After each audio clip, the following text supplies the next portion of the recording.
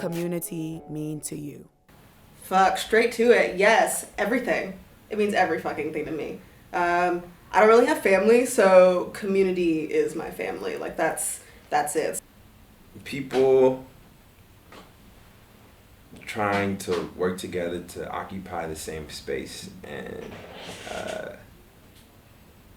in a positive way, I guess. Yeah. It's just unity. One, it's a collection of people that are unified. Different groups of people that are making up an environment. You know, community can be small or large. We have a community of poets. I'm a poet, so we have that community, and then you got the black community. You got little communities in that community. It's a group of people who look out for each other. Like, I can't do anything by myself, period. And for me, like, more shit gets done when you have a team versus a person. And in my mind, it's super important that everyone works together towards common goal. I think that's why we're seeing a lot of the bullshit that we're seeing in America right now is because people aren't working together. If you could maintain your car, clean your gutters, do your own HVAC, if you could do absolutely everything, then you wouldn't need another person. It provides space for actual like expression, for safety, for longevity. There's a lot more opportunity when you have different facets of like your circle that operate in all of these different ways that you wouldn't be able to. So like you become liberated in community. People that I have found in my community are the people that have seen me as me. It's not some like watered down bullshit or tokenized shit. It's my people that I can talk to you straight up and be able to like check in with each other and like be able to be honest and have like a continuous like check in with. My community is where I get work from. It's where I learn from. It's who I hang out with. It's who I argue with and get perspective from. Community is it shapes who you are and you shape it. I have really strong connections with my biological family. Most of my strong connections are with people that I've met along the way. And that feeling of family, that feeling of closeness and togetherness is so important because, I mean, as humans, we're a social species. It really resonates with me, you know, when they talk about, I think it's a South African term, Ubuntu. You know, I am because you are, or I am because we are. You know, I think that really kind of hits at the heart of it because, you know, what leaf is not a part of a branch? It's not a part of the tree. It's not a part of the roots. It's not connected to the forest, you know, or the other tree. So, you know, no leaf, you know, is in and of itself just valuable just because it is, even though it is. How can you protect your community? How can I protect my community? I don't know. That's broad.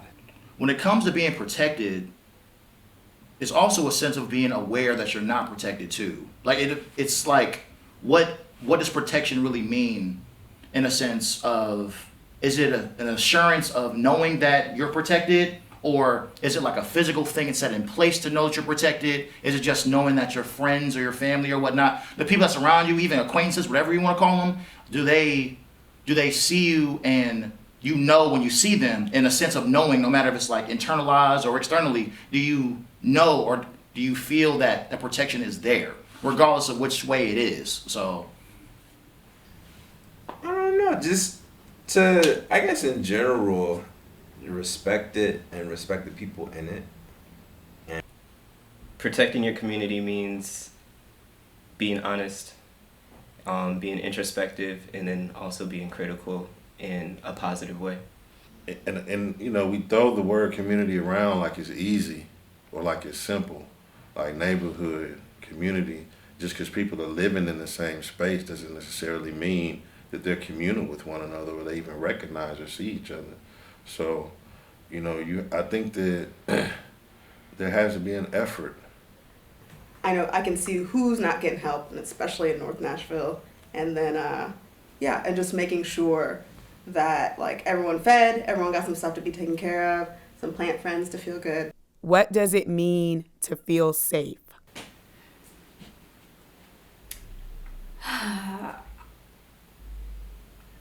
Safety is not something I regularly feel / regularly have felt. I guess the closest I could get to what does safety mean to me is the feeling that I don't have to put on these layers to exist. To feel safe.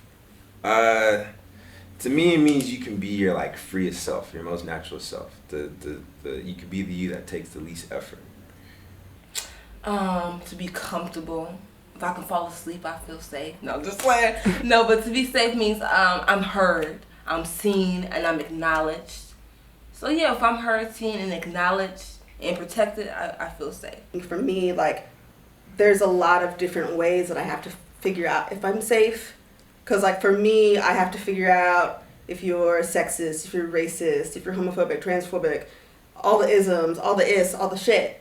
And before I can even, like, open up enough to know that I can get to know someone. So that's really hard. But I guess, like, being safe is being able to know that if something goes down in whatever situation, bad or good, like, I already know who's going to have my back and how they're going to react.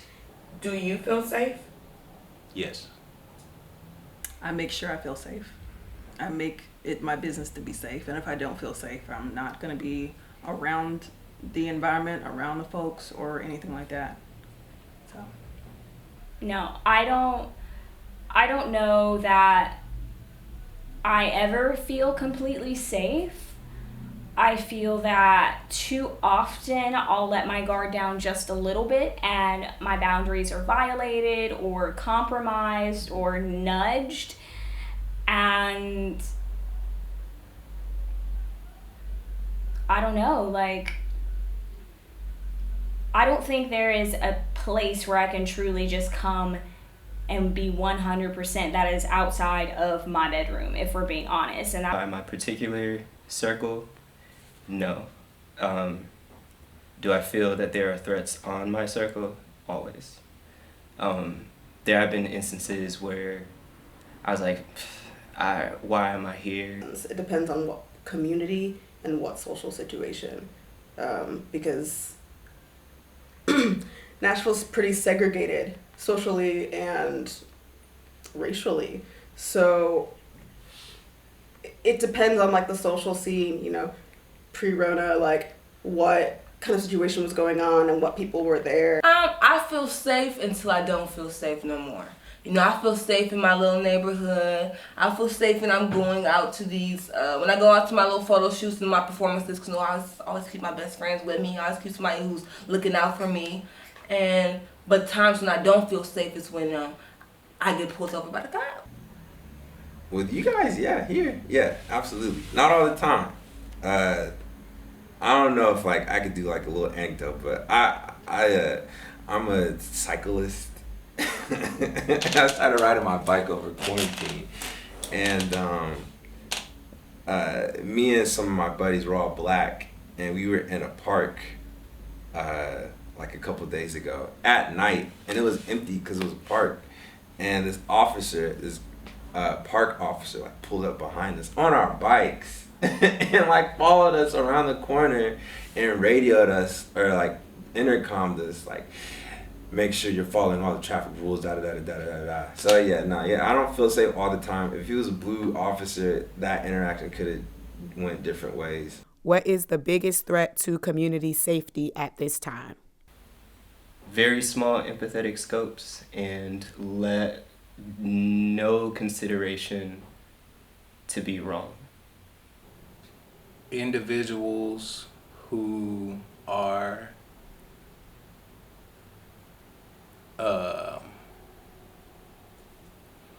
individuals who think that they're right and everybody else is wrong.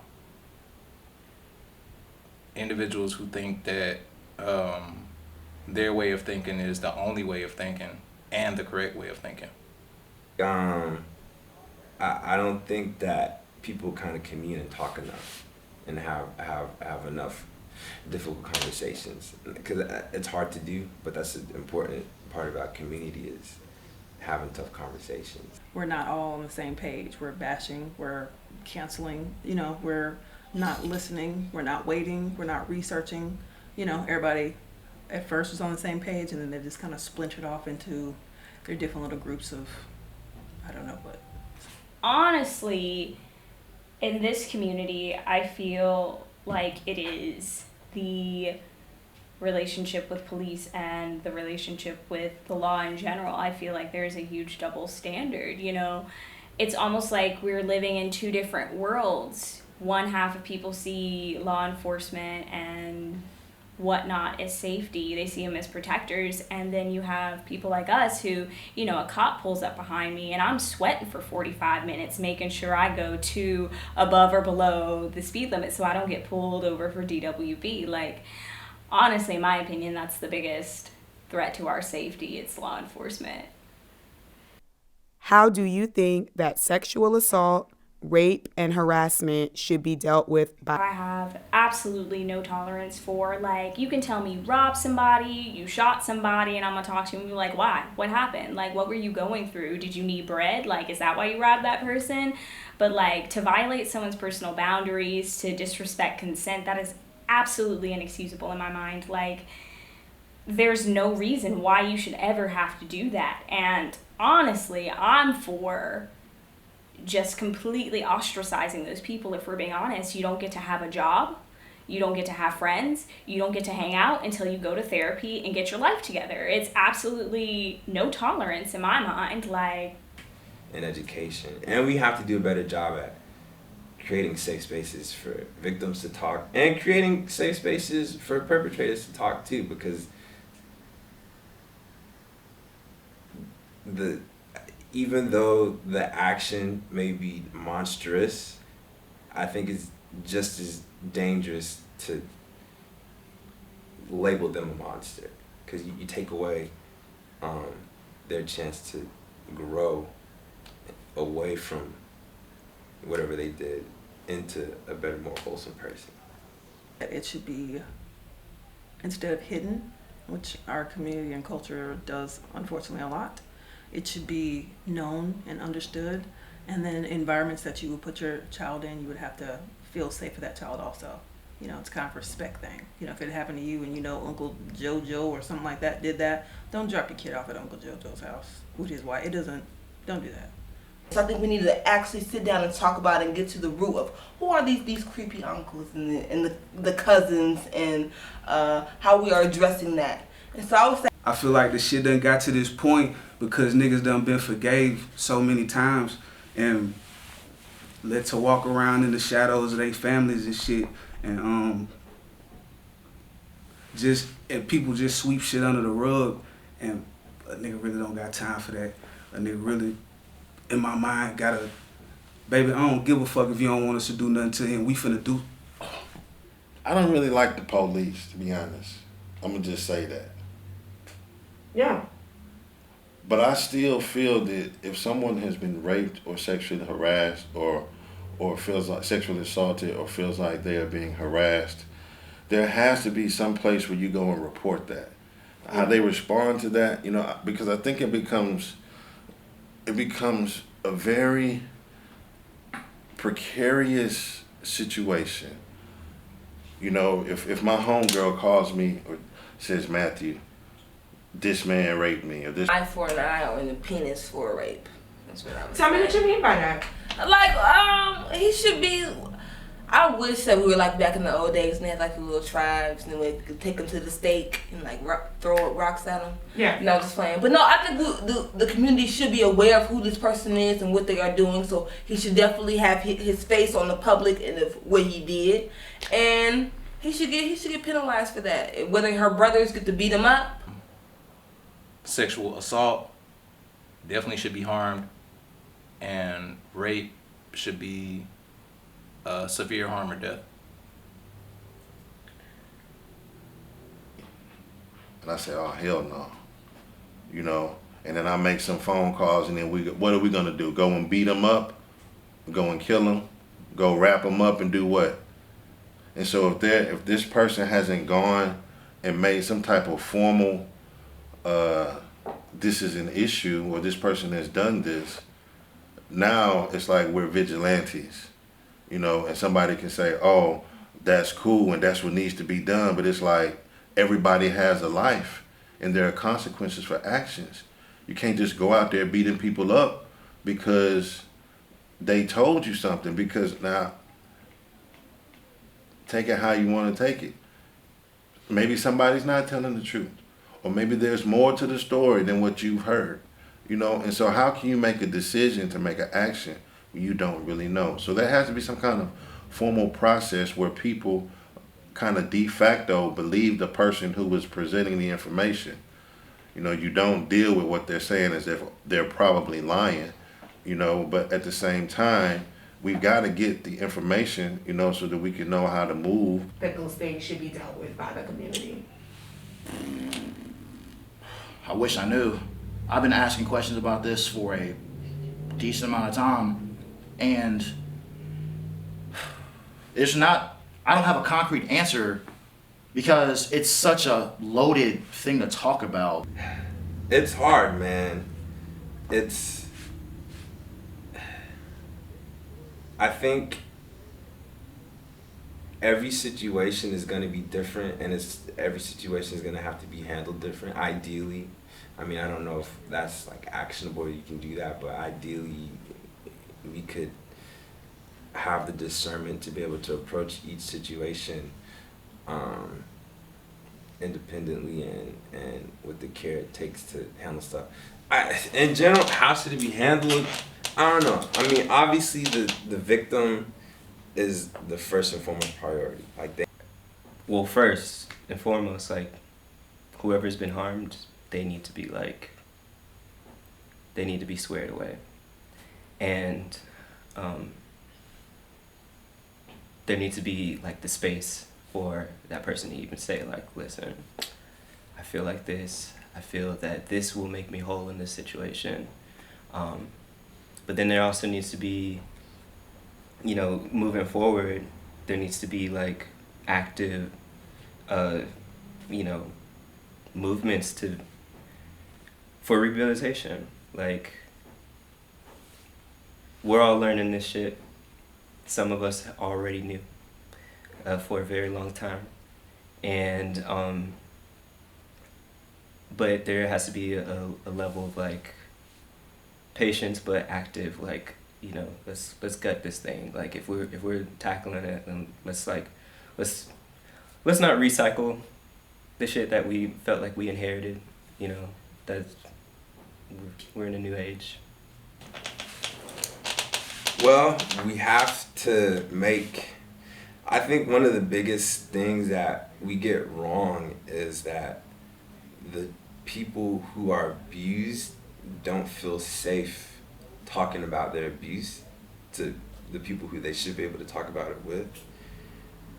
Things that we can do better is, one, not push so hard for the survivor to give all the motherfucking details, and especially not over and over. Don't do that. Don't fucking do that. Like, that's trauma. That's so infuriating. Like, that's just not what we're doing. And you're helping, like, you pushing that kind of conversation and having that kind of resistance for that person really makes it harder for other people to want to come out and speak about what is going on with them, and further hurting them and dealing with their own trauma alone. So, and people know that I'm going to talk about it, and that's, you know, lost me gigs. There's artists that won't work with me again, and that's fine, because I don't give a fuck. Like, I got my shit to do, and like, it's just, you know, me being as transparent as I fucking try to be. Like, I've made people mad. I've had people take jobs, gigs, money away, and, you know, as much as that, you know, hurts my wallet and hurts like what I'm trying to do, I'm not trying to build anything that I do with any kind of help from someone who is hurting other people in my community. Because, you know, I've grown up with that shit. And if I know about some shit, I'm never going to let anyone that I know and in my vicinity, in my community, I'm not going to let that happen. Inform that I'm aware that you violated another person, and ultimatum that you make amends for what the fuck you did, or disassociation. I don't feel like I'm at risk of rapist niggas coming around me if they known rapists, just because I probably repel that. But it needs to be known if we gotta get ID cards for niggas or make a goddamn shade room just to alert people, or like a black people scoop or something. I just want people to be informed with who they dealing with. Hey, my mom warned me because although like it's not this is not how it should be, but it is how it is. So as women, my mama did tell me, you know, make sure you watch your drink. Make sure you go out, don't go out by yourself, you know, and don't. And it is sad to say, you know, don't wear the tight clothes, but as you can see, I don't listen to that. But I love your outfit, by the way. Thank you. And like just so, cause you know when you wear this certain outfit, my mama did keep it real with me. You're gonna have eyes on you. Guys are gonna wanna touch you, and it's like you gotta protect yourself. A buddy system, something. Tell me what you mean by buddy system. I hate seeing women and children out by themselves. I exercise and shit at the park, and I see a lady, an old lady, I'll fuck around and walk an extra lap just to this, you feel me? Just to, cause you never know, bro. It's child predator, like kidnapping people and shit. I feel like it's more directed one-sided. Like my mama told me how to protect myself and go out to the world, but I never heard her have that conversation with my brother. I don't know if she ever taught him about consent, or like is it taught on both sides? Because I know what I'm gonna do. Whenever I raise my daughter, of course I'm gonna give her the real. This world is crazy out here. So if you do want to wear a little mini skirt like your mama did back in the day, this is what's gonna happen. Okay, but get your pepper spray. She gonna make sure she know how to fight. But on the opposite hand, I'm gonna teach my son consent, and also don't be going out here putting stuff in people's drinks. That is A gun can stop a rapist. That shit might be scary and crazy, but like safety, that's the bottom line. Tell me why you think a gun could stop a rapist. And again, it's no right or wrong. We straight opinions. Tell me why you think a gun could stop a rapist. When I answered that question, I was thinking in like the context of like everyday shit, like just women just being out and about, like strong on shit like that. I didn't really think of like the more intimate violations that happen where niggas like be finessing coochie shit. What is consent? A, consent has to be someone old enough to have consent. So honestly, I'm going to really say somebody that's 18 and older, because under 18, there's no such thing as consent. Oh, consent is, I agree to this. Yeah, I know it seems like you should say more, but it's consent. It's pretty straightforward, despite popular belief. Consent, when I tell you yes, that's a yes. If I tell you no, that's a hell no, okay? That's consent. And at any point. You know, just saying, you know, either it's a yes or no. If it's yes, it's a go. If not, then, but then also there's different times where consent can also be taken away. Where like your yes can be switched to a no if I'm uncomfortable. I think before we talk about consent, we need to talk about boundaries. I think we like to pretend that we don't know what's going on, that we don't know when someone's uncomfortable, but we're human beings, and if you are any sort of intuitive, you can feel vibes. You know when someone's down and when someone's not, and you know, if they say yes but they look uncomfortable, just stop. So it's really just that communication, just understanding what you're hearing compared to what you want to hear or what you want to happen.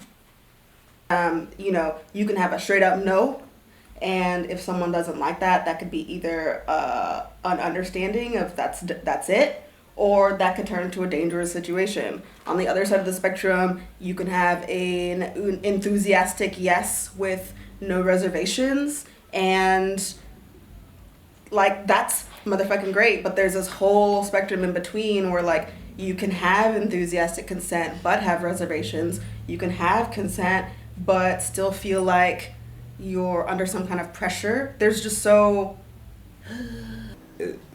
there should be extreme clarity when it's seeked out. Like there should be no room for misunderstanding when it comes to consent. Yeah, that's all I got for consent.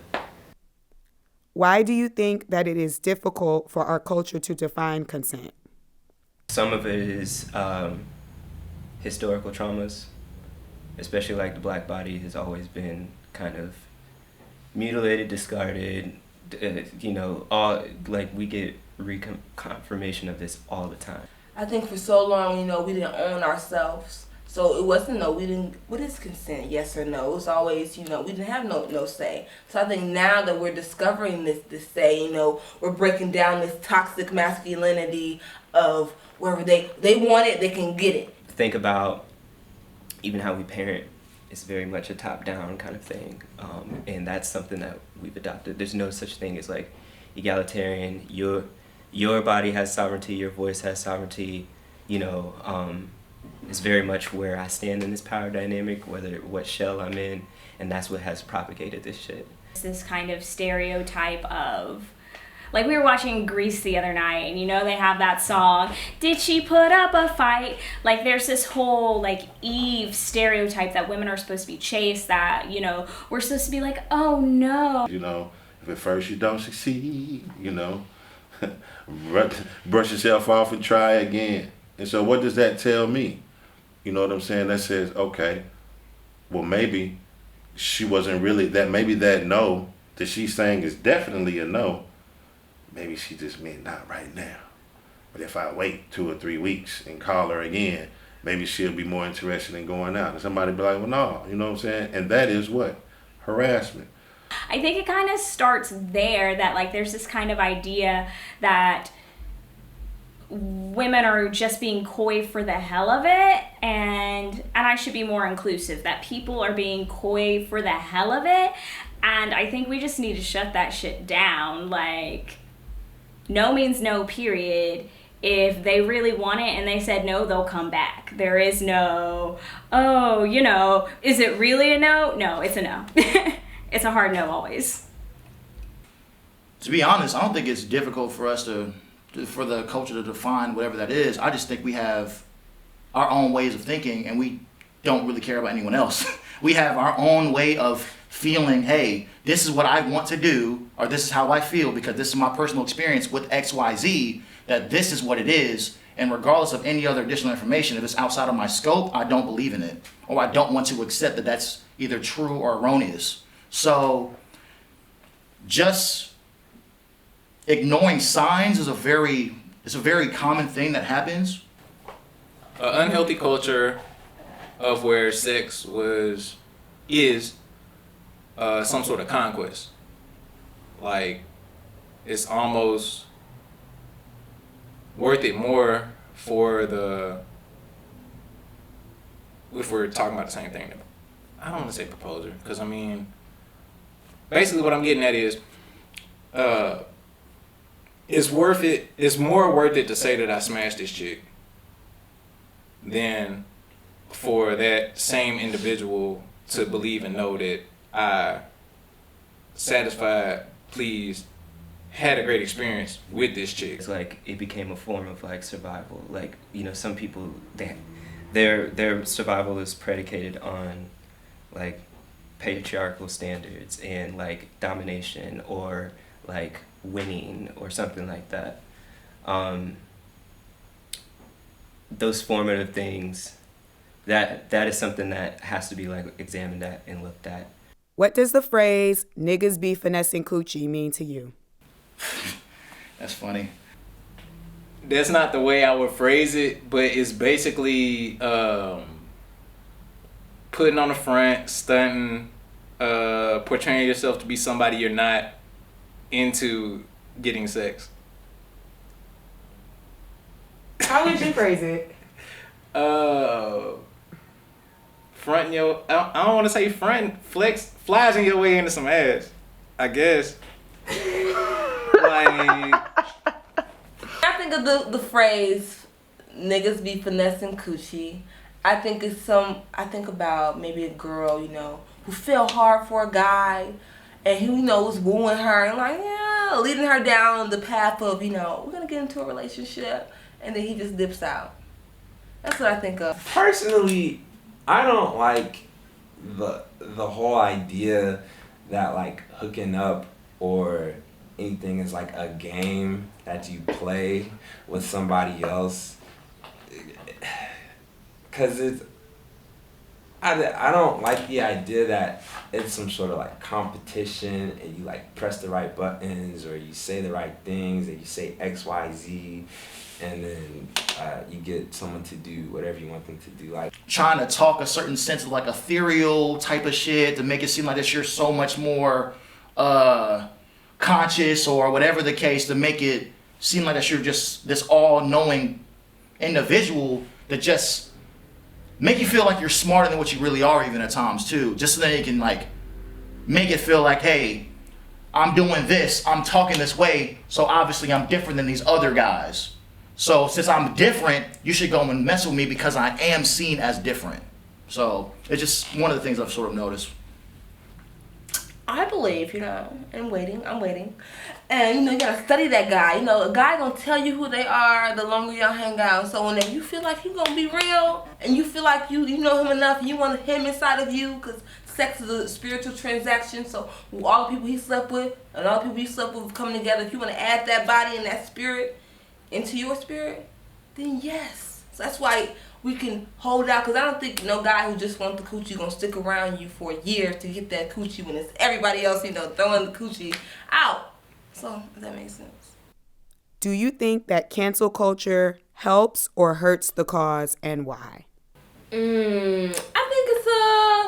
I think cancel culture done how we do it definitely hurts the culture, because we just throw away a person, I feel like.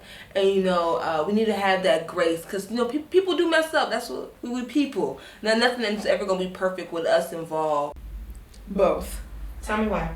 So it's great because, yeah, if some stupid ass motherfucker doing some shit, yeah, I'm done. No questions, done. Like, you made people feel unsafe, you got away with it, you had some privilege to do whatever. But what's dangerous with cancel culture is that some people just want to do it. Do the shit. Can you even cancel somebody for real? What is the thing that's set in place for this to be canceled for real? Besides just, okay, the conversation stopped, we see this person. So whenever you say someone's canceled, like, what's the repercussions of being canceled? Because you can just say you're canceling somebody, but they can always just pop back up. Now you see them in person again, now what? It totally hurts it. Tell me why. I mean, it hurts it because you're scared to really speak your mind, even if it's the truth, you know? So I think that's a really big deal. It makes you not want to do that because, you know, it makes you not want to speak up about anything. Especially people on Twitter. You know Twitter. Like, people so quick, they have nothing to do except wait for one slip up, one little thing of bullshit to get shitty about. And it reminds me of like the Salem witch trials, you know, because somebody says something. People haven't verified what's been said, but everybody's ready to burn this person at the stake, you know, and it builds this momentum where it's like, are you gonna even hear the other person's side? Or everybody's already made a decision? Then I was saying before, like, what is knowing? Like, what do you know? So we live in an age of the internet where we have so much information in our fingertips that we don't just go off. We just hear this thing and then we just run with that. We don't hear like the first thing we hear, like, oh, this person did XYZ, and then we just, okay, XYZ, this is the thing, we're just gonna run with that agenda now. But I don't think anybody should be thrown away. I think people should be thrown away if they're allowing themselves to be trash. And those are the folks that, like I said, are not making that conscious effort. But like to just jump on, you know, I get it. Like passions get flared up, and you want to get on the glory train, and you like, no, we need to burn it down, you know, whatever. Like I fuck with that. Like I have that energy within me too. But like, you know, what is the precedent that we're setting when the first thing we're doing is like loading up the bayonet and we getting ready to like. You can't just throw away the things that are ugly and the things that are broken and hurt.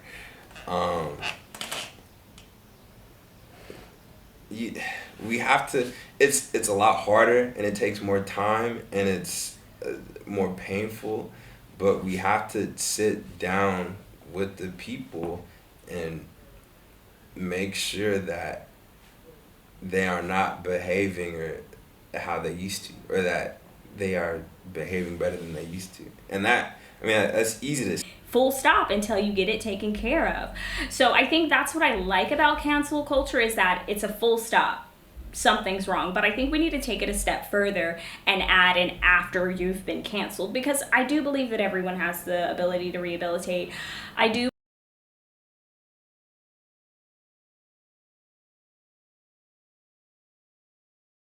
This is good, but I think definitely. Oh yeah. This is so far from. What it was is that I couldn't think of the word that I wanted to say. I knew what I was trying to articulate, but I could not think of the word. And then I think what I'm going to hit is I'm going to say something about how it was really important for us to have this conversation on a community level, because whenever it's brought up nationally, we just hit like the high points, but we wanted to talk about more of the nuances of this subject. Yeah, definitely explore. Yeah, cool. Okay, here we go. Alright. Hello, my name is Deja Lido and I am the DP as well as the editor of this project. And hi, my name is Atia Hodges. I'm like the brains and maybe the ideas and the interviewing behind this project.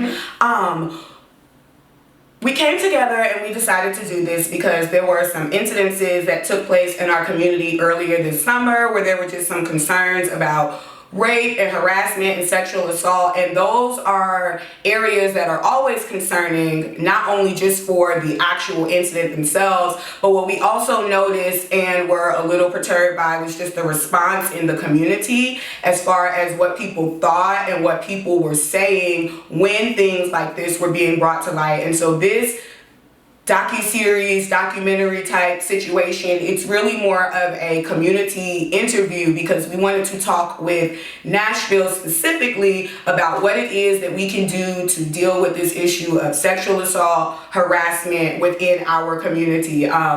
We know that these are not good things to be doing. However, if it were that easy, we just wouldn't be doing them. So obviously there's still a lot more work that needs to be done, and part of that work includes having the conversation and actually being comfortable about talking about these things. And so this video that we made is an attempt to start dialogue about what we feel is a very important subject within our community here in Nashville. Yes, and we really felt that it was important to explore this because most times people talk about the incident between person A and person B, but we really want to talk about how the community sees it as a whole, because that's a little bit more nuanced and it really explores the problem, not the people.